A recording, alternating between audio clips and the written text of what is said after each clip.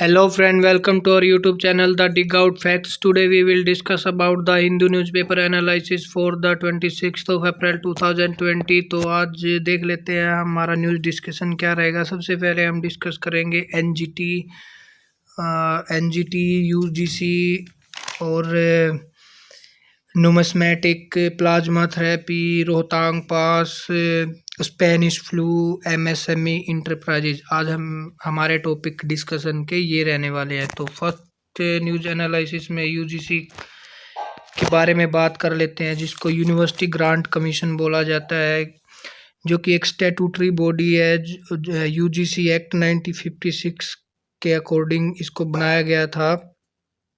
Ministry of resource development के under आती है और हेडक्वार्टर न्यू दिल्ली में है। इसके 6 रीजनल सेंटर है: Pune, Bhopal, Calcutta, Guwahati, Bangalore and Hyderabad. University grant commission के काम क्या क्या है? ये हर टाइप की यूनिवर्सिटी को कंट्रोल करता है, like central university, state university, deemed university and private university. I think UGC के रिगार्डिंग अगर कोई भी क्वेश्चन यूपीएससी या कोई भी पूछता है तो आप लोग इसका बेटर अच्छे से इसको टैकल कर पाओगे और कोई भी आंसर इसके रिगार्डिंग आप गलत नहीं कर पाओगे। तो नेक्स्ट न्यूज़ आर्टिकल देख लेते हैं, जो कि एनजीटी के बारे में। अब इस न्यूज़ आर्टिकल में बोला है कि NGT directs pollution body to submit compensation report.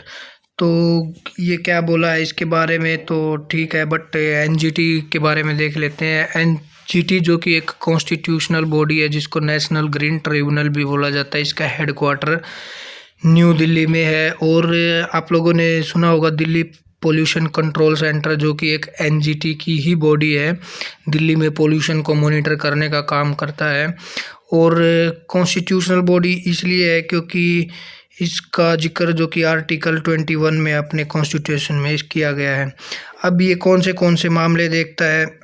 ये एनजीटी जैसा कि नेशनल ग्रीन ट्राइब्यूनल, ये इन्वायरमेंट और इकोलॉजी से रिलेटेड हमारे मामले देखता है। और अगर कोई भी ऐसा मामला फाइल किया जाता है तो विद इन 6 मंथ उसका डिस्पोजल इसको देना होता है।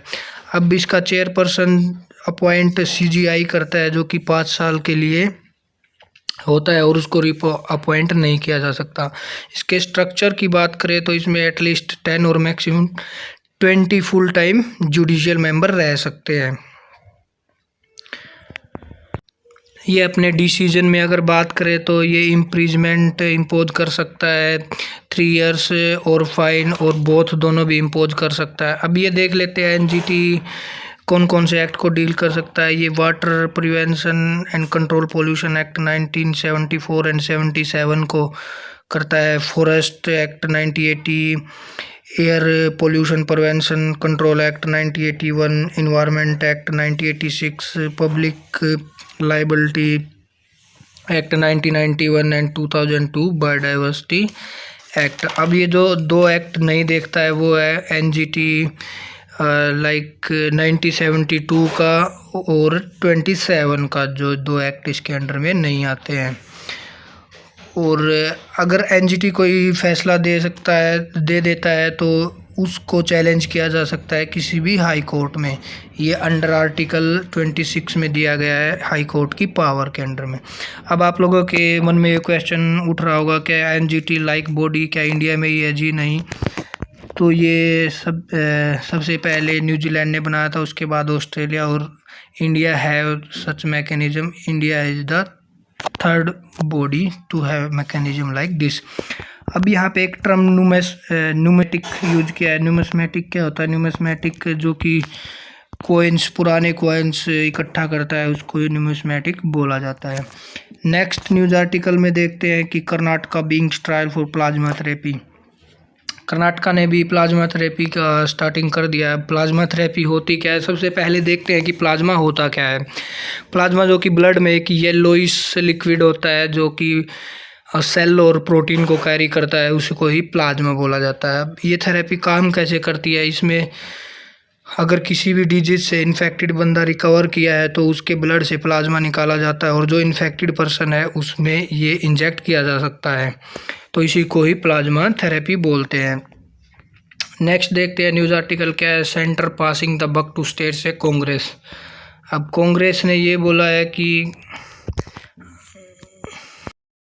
जो नेशनल एग्जीक्यूटिव कमेटी है उसके सेक्शन 10 के 2 पार्ट में ये दिया गया है कि डिजास्टर मैनेजमेंट की जो ड्यूटीज एंड रिस्पॉन्सिबिलिटी दी गई है, तो उन्होंने कांग्रेस ने ये बोला है कि सेंटर इस ड्यूटी को अच्छे से डिस्चार्ज नहीं कर रहा है। तो हमें याद रखने वाली बात ये है कि NEC 2 में जो डिजास्टर मैनेजमेंट की अथॉरिटीज़ हैं कैसे इम्पोज करना है उनको, बस यही याद रखना है। Most of Rajya Sabha time spent on issue of public importance. अब इसमें जो राज्यसभा के अध्यक्ष थे उन्होंने ये आदेश दिया था कि कांग्रेस ने सवाल उठाए थे कि राज्यसभा का टाइम वेस्ट हो रहा है, तो ये हमारे एग्जाम पॉइंट ऑफ व्यू से इम्पोर्टेंट नहीं है, बट नॉलेज के लिए होना चाहिए कि मोस्ट ऑफ टाइम स्पेंड किया है। बट जो रिवील स्टडी में किया है तो उसमें ऐसा नहीं है कि most of time public grievances को सुनने में ही और उनको हेल्प करने में ही दिया गया है। नेक्स्ट न्यूज़ आर्टिकल देखते हैं, रोहतांग पास ओपन 3 वीक्स इन एडवांस। अब रोहतांग पास जो खुल गया है इससे कोई खास मतलब नहीं है। अब रोहतांग पास है कहाँ और क्या इसका इम्पोर्टेंस है तो बता देते हैं इसके बारे में। रोहतांग पास हिमाचल के ज़िले में है जो कि पीर पंजाल हिमालय की रेंज है, इसमें पड़ता है। आप कंफ्यूज मत होना, रोहतांग टनल भी है। रोहतांग टनल जो कि वर्ल्ड लार्जेस्ट टनल है, 8.8 किलोमीटर है, जो कि 10,000 फीट से अबव है।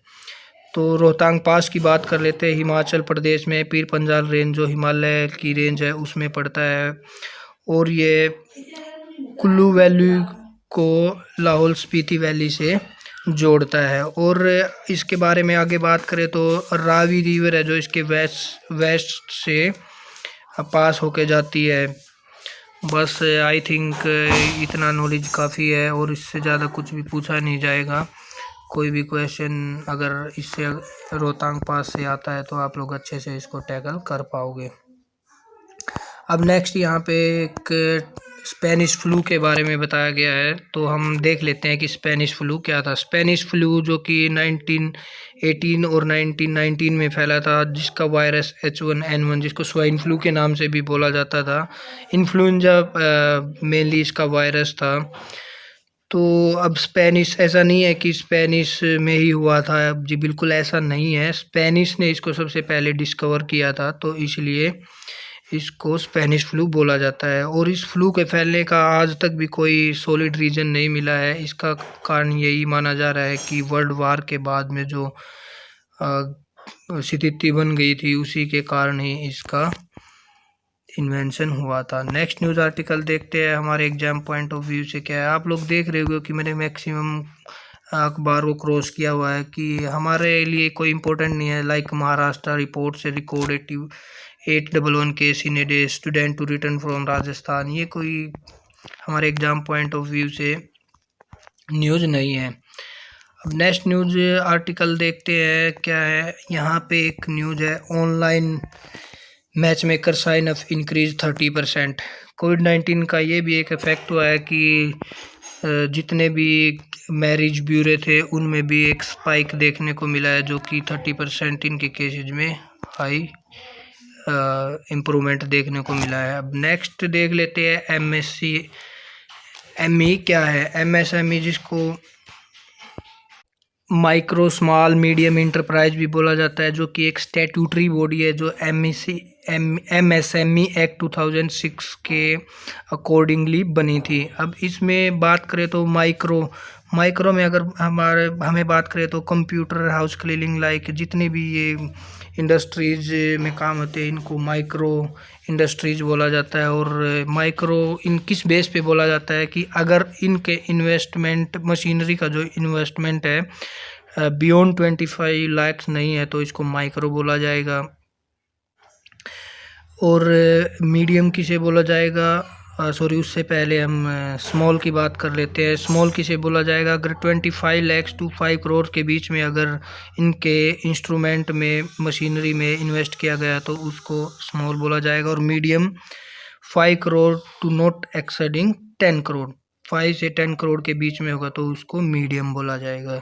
आई होप आप लोगों को ये समझ आया होगा MSME, तो अच्छे से समझाने की कोशिश की गई है। नेक्स्ट न्यूज़ आर्टिकल देख लेते हैं। क्या next news article? Stop villainizing bats से साइंटिस्ट कंजर्वेशनिस्ट। अब साइंटिस्ट ने ये बोला है कि आप लोग बोल रहे हो, आप लोग इन द सेंस US से और बहुत सारी एजेंसी ने भी बोला है कि जो ये कोरोना वायरस है बैट से फैला है, जो कि बिल्कुल भी ऐसा नहीं है। यहाँ पे एक टर्म यूज हुआ है क्रिप्टोलॉजिस्ट। क्रिप्टोलॉजिस्ट होता है जो कि बैट से स्टडी, बैट के ऊपर ही स्टडी करता है, उसको ही क्रिप्टोलॉजिस्ट बोला जाता है। नेक्स्ट न्यूज़ आर्टिकल देख लेते हैं। क्या है? Corona virus spare no major organ in the body. ये इसने बोला है कि पहले एक ये मिथ था कि कोरोना वायरस ओनली लंग्स और कार्डियोवास्कुलर को ही फेल करता है, बट ऐसा नहीं है। ये जितने भी ऑर्गन है, मेजर ऑर्गन है, उन सबको इफेक्ट करता है। इसके बारे में यही बताया गया है।